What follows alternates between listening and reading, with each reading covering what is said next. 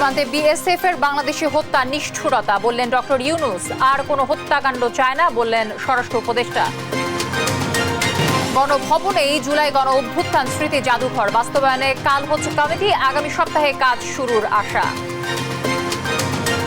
জাতীয় সঙ্গীত পরিবর্তন বিতর্ক নাকচ ধর্ম উপদেষ্টার মামলা নিষ্পত্তি করে এই মুক্তিযোদ্ধাদের তালিকা জানালেন মুক্তিযুদ্ধ উপদেষ্টা। দুইবারের বেশি প্রধানমন্ত্রী নয়, সরকার পদ্ধতির পরিবর্তন চায় বিএনপি। বাংলাদেশের সার্বভৌমত্বকে শ্রদ্ধা করতে ভারতের প্রতি আহ্বান। এবং দুদকের চিঠির বিপরীতে ফরেন সার্ভিস অ্যাসোসিয়েশনের বিবৃতি, স্বাধীন অনুসন্ধানে অন্তরায় বললেন বিশেষজ্ঞরা, সংস্কারের পরামর্শ। দর্শক, সংবাদ সন্ধ্যায় শুনছিলেন একেএস টিএমটি বার সংবাদ শিরোনামগুলো। সঙ্গে রয়েছে আমি তানজিয়া জুথি। জানাবো বিস্তারিত। সীমান্তে বিএসএফ এর গুলিতে বাংলাদেশি নাগরিক হত্যাকে নিষ্ঠুরতা আখ্যা দিয়েছেন অন্তর্বর্তী সরকারের প্রধান উপদেষ্টা ডক্টর মোহাম্মদ ইউনূস। ভারতীয় সংবাদ সংস্থা পিটিআইকে দেয়া সাক্ষাৎকারে তিনি বলেন, সীমান্তে হত্যাকাণ্ড বন্ধে ব্যবস্থা নিতে হবে নয়াদিল্লিকেই। বাকিটা জানাচ্ছেন লুৎফর কবির। ফেলানি থেকে স্বর্ণা দাস, সীমান্তে ভারতীয় বাহিনী বিএসএফ এর বর্বরতার শেষ কোথায়? বিএসএফ এর গুলিতে নিরস্ত্র সাধারণ মানুষ নিহতে বিশ্ব নেতাদেরও যেন চোখ বন্ধ। সবশেষ 13 বছরের কিশোরী স্বর্ণাকে গুলি করে হত্যা করে বিএসএফ। ফের প্রশ্ন উঠেছে, ভারতীয় সীমান্তরক্ষী বাহিনীর হত্যা কবে বন্ধ হবে? গেল মাসে বাংলাদেশের অন্তর্বর্তী সরকারের প্রধান উপদেষ্টা ডক্টর মোহাম্মদ ইউনূস ক্ষমতায় বসার পর সীমান্ত ইস্যুতে সরব হয়েছে ঢাকা। এ নিয়ে সম্প্রতি ভারতীয় সংবাদ মাধ্যম পিটিআইকে দিয়েছেন সাক্ষাৎকার, যেখানে নোবেলজয়ী ডক্টর ইউনূসের কণ্ঠে ঝরেছে ক্ষোভ। বিএসএফ এর গুলিতে বাংলাদেশি হত্যাকাণ্ডকে নিষ্ঠুরতা উল্লেখ করে নয়াদিল্লিকে দিয়েছেন কড়া বার্তা। সীমান্তে হত্যায় পিটিআইয়ের প্রশ্নের জবাবে ইউনূস আরও বলেন, সীমান্তে কোনো অপ্রীতিকর পরিস্থিতি হলে তা সমাধানে আইন অথবা আলোচনার টেবিল রয়েছে। কাউকে হত্যা কখনো সমাধান নয় জানিয়ে ক্ষোভ প্রকাশ করেছেন প্রধান উপদেষ্টা। কাউকে হত্যা করা কোনো সমাধান হতে পারে না। এসব মোকাবেলায় আইনি উপায় রয়েছে। পরিচালনার জন্য স্থূল প্রক্রিয়া ও আইনি পদ্ধতি থাকতে হবে। সীমান্তে যা ঘটছে একতরফা। দেশ দখলের জন্য কেউ সীমান্ত অতিক্রম করছে না। গুলি করে হত্যা চরম নিষ্ঠুরতা। এসব বন্ধ করতে হবে। 2011 সালের 7 জানুয়ারি 15 বছরের কিশোরী ফেলানিকে গুলি করে হত্যা করে বিএসএফ। সেই ঘটনার পর বাংলাদেশের পক্ষ থেকে বারবার তাগিদ দিয়ে আসলেও হত্যা বন্ধে টালবাহানা করে আসছে নয়াদিল্লি। আন্তর্জাতিক আইনকে বুড়ো আঙ্গুল দেখিয়ে কখনো কখনো বাংলাদেশ সীমান্তে ঢুকেও সাধারণ মানুষকে গুলি চালাতে দেখা যায় বিএসএফকে। ঢাকার প্রতিবাদের মুখেও বন্ধ হচ্ছে না বিএসএফের বর্বরতা। লুৎফর কবির, নিউজ ডেস্ক, দেশ টিভি। ফেলানির মতো হত্যাকাণ্ড আর দেখতে চায় না, এমনটাই জানালেন স্বরাষ্ট্র উপদেষ্টা লেফটেন্যান্ট জেনারেল অবসরপ্রাপ্ত জাহাঙ্গীর আলম চৌধুরী। বিজিবি সদস্যদের উদ্দেশ্যে তিনি বলেন, সীমান্তে পিঠ দেখাবেন না, নিজেদের ওপর অর্পিত দায়িত্ব পালন করুন। শনিবার সকালে রাজধানীর পিলখানায় বিজিবি সদর দপ্তরে ঊর্ধ্বতন কর্মকর্তাদের এ নির্দেশনা দেন উপদেষ্টা। দুর্নীতি থেকে নিজেদের দূরে রাখতে বিজিবি সদস্যদের কঠোর নির্দেশনা দেন তিনি। প্রমাণ পেলে চাকরিচ্যুত সহ কঠোর ব্যবস্থার হুঁশিয়ারিও দেন তিনি। গণভবনকে জাদুঘরে রূপান্তরিত করতে আগামীকালের মধ্যেই কমিটি। কাজ শুরু আগামী সপ্তাহেই। সকালে গণভবন পরিদর্শন শেষে কথা বলেন তথ্য ও সম্প্রচার উপদেষ্টা নাহিদ ইসলাম। অভিজ্ঞ বিদেশিদের কাছে পরামর্শ নেওয়ার কথাও জানান তিনি। এ সময় সঙ্গে ছিলেন শিল্প উপদেষ্টা আদিলুর রহমান খান এবং যুব ও ক্রীড়া উপদেষ্টা আসিফ মাহমুদ। কায়েস রাহাতের প্রতিবেদনে বিস্তারিত দেখুন আপনারা। জুলাই আন্দোলনের চূড়ান্ত বিজয়ের স্মৃতি বিজড়িত ভবন গণভবন, যেখান থেকে গেল 16 বছরে এসেছে একের পর এক অত্যাচার নিপীড়নের নির্দেশনা, যার নাম গণভবন হলেও গণমানুষের কাছে ছিল অজানা এক কৌতূহলী ভবন। সেই গণভবন হতে যাচ্ছে জনসাধারণের জন্য উন্মুক্ত, রূপান্তরিত হতে যাচ্ছে জাদুঘরে। পরিদর্শন শেষে উপদেষ্টারা জানান, জুলাই আন্দোলনের সকল স্মৃতি ধরা থাকবে এখানে। গত 16 বছরে হাসিনা সরকারের অত্যাচার, গুম, খুনের সাক্ষী সব প্রমাণ তুলে ধরা হবে এই জাদুঘরে। সেই সঙ্গে জুলাই 36 দিনের ইতিহাসে শহীদদের তালিকা ও হত্যার দুঃসহ স্মৃতি সংরক্ষণ করা হবে। জনগণের বিজয়কে ধারণ করে রাখার উদ্দেশ্যেই এই গণভবনকে জাদুঘরে পরিণত করা হবে। এবং এটি শুধু বাংলাদেশেই নয়, আমরা পৃথিবীর বুকে একটি নিদর্শন হিসেবে রাখতে চাই যে কোনো স্বৈরাচারী ফ্যাসিস্ট খুনি রাষ্ট্রনায়কদের আসলে কি পরিণত হয় এবং জনগণই যে আসল মালিকানার এবং ক্ষমতার মালিক, সেই বিষয়টিকে একটি নিদর্শন হিসেবে পুরো পৃথিবীর বুকে রাখার জন্যই আমরা এই গণভবনটিকে জুলাই গণঅভ্যুত্থানের স্মৃতি জাদুঘরে পরিণত করার সিদ্ধান্ত নিয়েছি সরকারের পক্ষ থেকে। যদিও আগামী নির্বাচিত সরকার প্রধান বাসভবন কোনটি হবে সেটি নিয়ে এখনো আলোচনা হয়নি বলেও জানান তথ্য ও সম্প্রচার উপদেষ্টা নাহিদ ইসলাম। বলেন, রোববারের মধ্যেই কমিটি করে দ্রুত এই পদক্ষেপকে বাস্তবায়ন করা হবে। হয়তো আগামীকালের মধ্যেই কমিটিটি হয়ে যাবে এবং কমিটি হলে এটি হয়তো নেক্সট সপ্তাহ থেকে আমরা কাজ শুরু করব এবং বলা হয়েছে যাতে দ্রুত সময়ের মধ্যে আমরা এটি উদ্বোধন করতে পারি, সেই জন্য খুব দ্রুত গতিতে কাজ সম্পাদন করার জন্য। পরবর্তী প্রধানমন্ত্রীর বাসভবন বিষয়ে সেটা পরবর্তীতে আলোচনা হবে। জনগণের সর্বোচ্চ নেতার জন্য বানানো ভবন অবশেষে প্রতীক হলো নিদারুণ এক ফ্যাসিবাদের, যার ইতিহাস পরবর্তী প্রজন্মের কাছে তুলে ধরবে এই জাদুঘর। কায়েস রাহাত, দেশ টিভি, ঢাকা। জাতীয় সঙ্গীত পরিবর্তন নিয়ে সরকার কিছু ভাবছে না, জানালেন ধর্ম উপদেষ্টা ডক্টর আ.ফ.ম. খালিদ। ধর্মীয় উপাসনালয়ে হামলাকারীদের মানবতার শত্রু আখ্যা দেন তিনি। আর দুর্যোগ ব্যবস্থাপনা উপদেষ্টা ফারুকী আজম জানান, সব মামলা নিষ্পত্তি করেই মুক্তিযোদ্ধাদের তালিকা করা হবে। আরো জানাচ্ছেন আপন অপু। শনিবার সকালে রাজশাহীতে ইসলামী ফাউন্ডেশন আয়োজিত মতবিনিময় সভায় অংশ নেন ধর্ম বিষয়ক উপদেষ্টা ডক্টর আ.ফ.ম. খালিদ হোসেন। জাতীয় সঙ্গীত পরিবর্তনের আলোচনা প্রসঙ্গে ডক্টর খালিদ বলেন, বিতর্কের সৃষ্টি করে এমন কোনো সিদ্ধান্ত অন্তর্বর্তী সরকার নিবে না। ধর্মীয় উপাসনালয়ে হামলাকারীদের মানবতার শত্রু আখ্যা দেন তিনি। বিতর্ক সৃষ্টি হয় এমন কোনো জায়গায় আমরা হাত দেব না। আমরা হলাম ইন্টারিম গভর্নমেন্ট, অন্তর্বর্তীকালীন সরকার। আমাদের দায়িত্ব হচ্ছে ল অ্যান্ড অর্ডার সিচুয়েশনকে রেস্টোর করা। ধর্মীয় প্রতিষ্ঠানে বিশেষ করে উপাসনালয়ে যারা হামলা চালায় তারা মানবতার শত্রু। এদিন দুপুরে হবিগঞ্জের শায়েস্তাগঞ্জে খোয়াই নদীর ঝুঁকিপূর্ণ বাঁধ পরিদর্শন করেন দুর্যোগ ব্যবস্থাপনা এবং মুক্তিযুদ্ধ বিষয়ক উপদেষ্টা ডক্টর ফারুকী আজম। বলেন, সব মামলা নিষ্পত্তি করেই মুক্তিযোদ্ধাদের তালিকা যাচাই বাছাইয়ের প্রক্রিয়া শুরু হবে। অনেক কটা প্রক্রিয়া ইনিশিয়েট করা হয়েছে, অনেক রকমের মামলা মোকদ্দমা আছে, এই সমস্তগুলো নিষ্পত্তি করেই আমরা প্রক্রিয়াগুলো ইনিশিয়েট করব। যারা সত্যিকার অর্থে মুক্তিযোদ্ধারা তারা সম্মানিত হবেন। বন্যায় ক্ষতিগ্রস্তদের পুনর্বাসন প্রক্রিয়া শুরু হয়েছে জানিয়ে উপদেষ্টা বলেন, কেন্দ্রীয়ভাবে কমিটি করা হয়েছে, পর্যায়ক্রমে জেলা ও উপজেলা পর্যায়েও কমিটি হবে। আপন অপু, নিউজ ডেস্ক, দেশ টিভি। ফ্যাসিস্ট সরকার গড়ে ওঠা ঠেকাতে দুইবারের বেশি প্রধানমন্ত্রিত্বের সুযোগ রাখতে চায় না বিএনপি, জানালেন দলটির স্থায়ী কমিটির সদস্য আমির খসরু মাহমুদ চৌধুরী। আর শেখ হাসিনার জমিদারি পুনরুদ্ধারে ভারত কাজ করছে কিনা এমন প্রশ্ন তোলেন দলটির সিনিয়র যুগ্ম মহাসচিব রুহুল কবির রিজভী। ভারতকে বাংলাদেশের সার্বভৌমত্বকে শ্রদ্ধা করার আহ্বান দলটির। সাইফুল রিপনের প্রতিবেদনে বিস্তারিত দেখুন। ২১তম প্রতিষ্ঠাবার্ষিকী উপলক্ষে বিএনপির সিনিয়র যুগ্ম মহাসচিব রুহুল কবির রিজভীর নেতৃত্বে দলের প্রতিষ্ঠাতা জিয়াউর রহমানের সমাধিতে শ্রদ্ধা জানায় নার্সেস অ্যাসোসিয়েশন অব বাংলাদেশ, ন্যাব।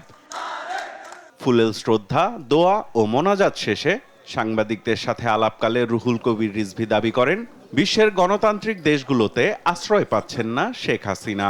জানান, সবার আস্থা থাকবে এমন নির্বাচন কমিশনই চায় বিএনপি। একটি সাংবিধানিক স্বাধীন প্রতিষ্ঠান যেই ক্ষমতায় আসুক না কেন, আপনার নির্বাহী বিভাগের রক্তচক্ষুর কাছে নির্বাচন কমিশন মাথা নোয়াবে না। তার যে জমিদারি পুনরুদ্ধারের জন্য কোনো কাজ করছেন, তাহলে প্রতিরক্ষামন্ত্রী এভাবে কথা বলছেন কেন? আমরা যেমন ভারতের স্বাধীনতা সার্বভৌমত্বকে শ্রদ্ধা করি, ভারতেরও উচিত হবে বাংলাদেশের স্বাধীনতা সার্বভৌমত্বকে শ্রদ্ধা করা। দলের ভারপ্রাপ্ত চেয়ারম্যান তারেক রহমানের নির্দেশে মিরপুরে ছাত্র জনতার আন্দোলনে নিহতদের পরিবারের খোঁজ খবর নিতে যান ঢাকা মহানগর উত্তর বিএনপির সদস্য সচিব। এ সময় অভিযুক্তদের দেশে ফিরিয়ে এনে বিচারের দাবি করেন তিনি।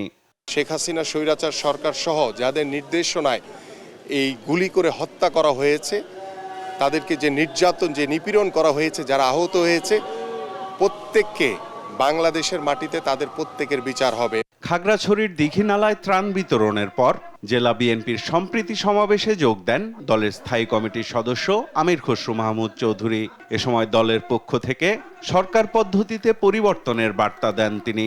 দুইবারের বেশি প্রধানমন্ত্রী হলে আজকে দিনে সে স্বেচ্ছাচার হয়ে যায়, সে স্বৈরাচার হয়ে যায়, সে দুর্নীতিবাজ হয়ে যায়, সে ফ্যাসিস্ট হয়ে যায়। শেখ হাসিনা হচ্ছে তার উত্তর প্রমাণ। এই জন্য তারেক সাহেব বলেছেন দুইবারের বেশি প্রধানমন্ত্রী কেউ থাকতে পারে। আমরা চাই বিভিন্ন সংস্কৃতি, বিভিন্ন ভাষা, বিভিন্ন ইতিহাসে সবাই মিলে একটা বাংলাদেশ করব। এদিকে জাতীয় প্রেস ক্লাবে পরিবহন খাতকে চাঁদাবাজ ও দখলমুক্ত রাখার প্রত্যয় জানান বাংলাদেশ সড়ক পরিবহন শ্রমিক ফেডারেশনের নবগঠিত কমিটির ভারপ্রাপ্ত সভাপতি আব্দুর রহিম বক্স এবং ভারপ্রাপ্ত সাধারণ সম্পাদক হুমায়ুন কবির খান। সাইফুল রিপন, দেশ টিভি, ঢাকা। দুর্নীতি ও ক্ষমতার অপব্যবহারে অভিযুক্তদের পক্ষে ফরেন সার্ভিস অ্যাসোসিয়েশনের বিবৃতি দুর্নীতি দমন কমিশনের স্বাধীন অনুসন্ধানের অন্তরায় বলে মনে করছেন বিশেষজ্ঞরা।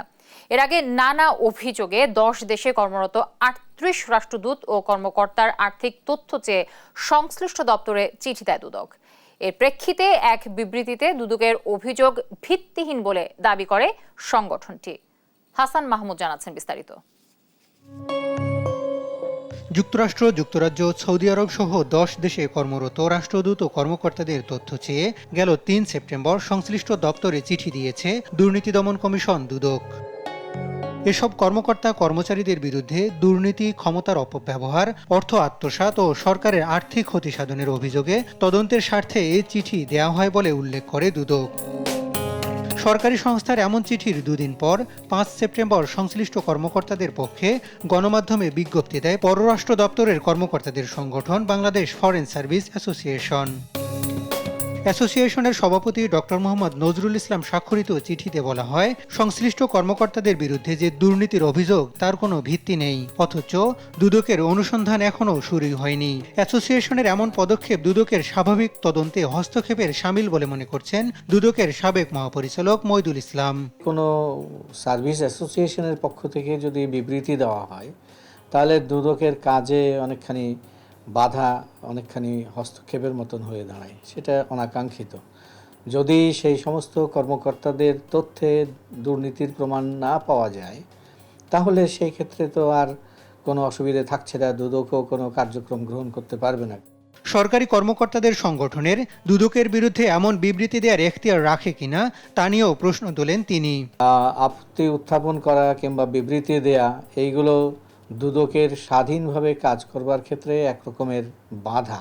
শুধুমাত্র তথ্য চাওয়ার ক্ষেত্রেই যদি এই অবস্থা হয় তাহলে মামলা করার ক্ষেত্রে তো দারুণ অবস্থা হবে। যখন মিথ্যা মামলা করা হয় তখন তো কেউ প্রতিবাদ করতে আমরা দেখছি না। যে সমস্ত দুদকের মামলাও যে সবগুলো সঠিকভাবে হয়েছে তা তো নয়, অনেক বিতর্কিত মামলাও দুদক এই 15 বছরে করেছে। এদিকে গেল 15 বছর সরকারি বিভিন্ন সংস্থার সঙ্গে কর্মকর্তাদের এসব অ্যাসোসিয়েশনে স্বৈরাচারের অনুসারীরাই নেতৃত্ব দিচ্ছে, ফলে সংস্কার কাজ ব্যাহত হচ্ছে বলে মনে করছেন বিশ্লেষকরা। হাসান মাহমুদ, দেশ টিভি, ঢাকা। চট্টগ্রামের সীতাকুণ্ড উপজেলার সোনাইছড়ি ইউনিয়নের একটি শিপইয়ার্ডে বিস্ফোরণ ঘটেছে। এতে আহত হয় অন্তত 12 শ্রমিক। আশঙ্কাজনক অবস্থায় 7 জনকে পাঠানো হয় ঢাকায়। পুলিশ জানায়, শনিবার বেলা 11:30টার দিকে সোনাইছড়ি ইউনিয়নের মেসার্স SN কর্পোরেশন শিপইয়ার্ডের পাম্প রুমে এই বিস্ফোরণটি ঘটে। দ্রুতই ছড়িয়ে পড়ে আগুন। ফায়ার সার্ভিসের কর্মীরা পৌঁছে আগুন নিয়ন্ত্রণে আনে। আহতদের ভর্তি করা হয় চট্টগ্রাম মেডিকেল কলেজ হাসপাতালের বার্ন ইউনিটে। হাসপাতালের পরিচালক ব্রিগেডিয়ার জেনারেল তসলিম উদ্দিন জানান, আশঙ্কাজনক 7 জনকে ঢাকায় পাঠানো হয়েছে। আজকে সকালে 12:30টার সময়, দুপুর 12:30টায় সীতাকুণ্ড শিপইয়ার্ডে একটা দুর্ঘটনা হয়। আমরা এই পর্যন্ত 12 জন রোগী রিসিভ করেছি। 12 জনের মধ্যে 7 জনের অবস্থা খুবই গুরুতর। এদের অনেকে শ্বাসনালী প্রদাহ, যেটা আমরা বলি, এদেরকে উন্নত চিকিৎসার জন্য আমরা ঢাকায় রেফার করি। আন্তর্জাতিক প্রসঙ্গ। শক্তিশালী টাইফুন ইয়াগির আঘাতে লন্ডভন্ড চীনের দক্ষিণাঞ্চলীয় প্রদেশ হাইনান। এরই মধ্যে 2 জনের প্রাণহানির খবর পাওয়া গেছে, আহত আরও অনেকেই। দেশটির আবহাওয়া অফিস জানায় 234 কিলোমিটার বেগে ঝড়টি শুক্রবার আঘাত হানে। এরই মধ্যে সরিয়ে নেওয়া হয়েছে অন্তত 10 লাখ মানুষকে। টাইফুনটি আরও শক্তিশালী সঞ্চয় করে দক্ষিণ চীনে আঘাত হানার পর এখন ভিয়েতনামের দিকে এগিয়ে যাচ্ছে। খেলার খবর। বাংলাদেশ জাতীয় দলের পরবর্তী মিশন ভারত সিরিজ। একদিন পিছিয়ে সোমবার শুরু হবে ক্যাম্প, নেই কোনো ইনজুরি সমস্যাও। তবে পাকিস্তানের বিপক্ষে দাপট দেখালেও ভারতের বিপক্ষে কাজটা সহজ হবে না বলে মনে করেন বিসিবি পরিচালক নাজমুল আবেদিন ফাহিম। আল মাহমুদ ফাহিমের রিপোর্টে বিস্তারিত। পাকিস্তানকে ধবল ধোলাই করার পর হাতে খুব বেশি সময় নেই। টাইগারদের পরবর্তী মিশন এখন ভারত সিরিজ। অপেক্ষা ভারতের বিপক্ষে কখনোই টেস্ট জয় না পাওয়ার আক্ষেপ ঘোচানোর। পাকিস্তান সিরিজে স্বাগতিক ব্যাটারদের উপর ছড়ি ঘুরিয়েছেন বাংলাদেশের পেসাররা। আগামী সিরিজে ভারত সমীহ করলেও তাসকিন হাসান নাহিদদের জন্য কাজটা সহজ হবে না, এমনটাই মনে করেন বোর্ড পরিচালক নাজমুল আবেদিন ফাহিম। পাকিস্তানের বিরুদ্ধে আমরা খেলার ক্ষেত্রে যতটুকু চাপ দিতে পেরেছি যত সহজে, পাকিস্তানের ক্ষেত্রে সেটা হয়তো, ভারতের ক্ষেত্রে হয়তো সেটা হবে না। সেখানে আমাদের আরও কনসিস্টেন্ট হতে হবে, আরও ধৈর্যের পরিচয় দিতে হবে, বাট আত্মবিশ্বাসটা খুব জরুরি। ভারতের বিপক্ষে 2টি টেস্ট ও 3টি টি-20 ম্যাচ খেলবে বাংলাদেশ। দলে কোনো ইনজুরির সমস্যা না থাকায় সিরিজে পুরো দলকে পাওয়া যাবে বলে আশাবাদী এই বোর্ড পরিচালক। ইনজুরির সমস্যা নেই, আমি যতটুকু জানি। আশা করছি যে ফুল টিমকে পাওয়া যাবে। সাকিব কাউন্টি খেলতে গেছে, বাকি সবাই অ্যাভেলেবেল থাকবে আশা করছি। 8 তারিখে খুব সম্ভবত অনিশ্চিত একটা দিন আছে, বাট 9 তারিখ থেকে ফুল টিমের ফুল ফ্লেজ প্র্যাকটিস হবার কথা। রবিবার জাতীয় দলের ঐচ্ছিক অনুশীলন, সোমবার থেকে শুরু হবে ভারত সিরিজকে সামনে রেখে টাইগারদের আনুষ্ঠানিক camp. Al Mahmud Fahim, sports desk, দেশ টিভি। এই পর্যায়ে সংবাদ শিরোনামগুলো জানিয়ে দিব আরও একবার।